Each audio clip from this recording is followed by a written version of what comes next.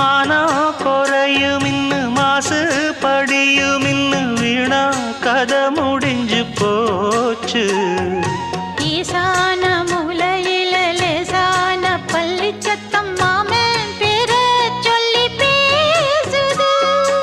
ஆறாத சோகந்தன்ன தீராம சேர்த்து வச்சு ஊரும் சேர்ந்து என்ன ஏசுது.